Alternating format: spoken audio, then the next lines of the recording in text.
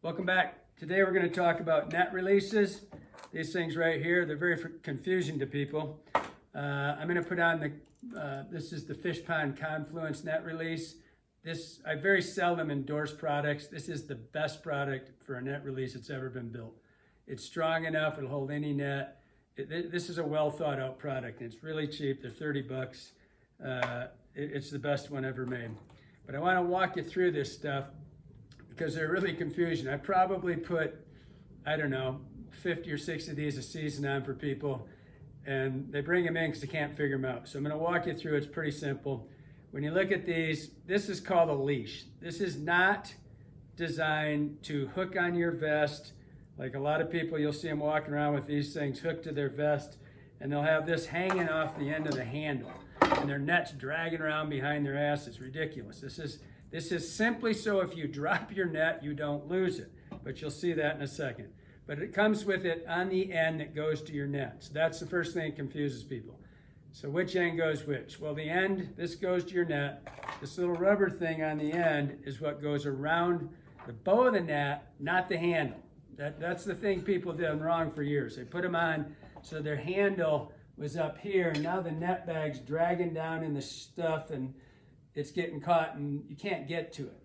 It goes up here for a reason. When you put that on your vest or your coat or whatever you're doing it on, you reach and you grab your handle, and you'll see then your leash is connected up there and you can't lose your net. The first thing you have to do on these is take this off, this split ring, and put the rubberized part, which is really nice because they don't clang around and they're really, really strong, right? If you got a badass classy net like Kelly's got from Doc Ellis, it's a Ron Reinhold Ellis net, incredible piece of art. But I use it. It's not a hanger for me. I've been using this net since 1993, I think. So you put this on, and you pull that over top of that ring, and that'll hold it right in place, okay? It's not gonna wreck even this net, which is just absolutely artwork. I wouldn't want a piece of anything but rubber around it, right? And it doesn't make any noise. Now you hook the D-ring back to it. So just push your D-ring right through here. Super simple. Now you got your leash end, right? Okay, now we can start figuring this out. So this is not to hook to your vest and have your net hanging down. It goes into the bottom of your net. So when this is hooked up here, when you pull it apart, it's still hooked to you. So if you drop your net, you're not going to lose it.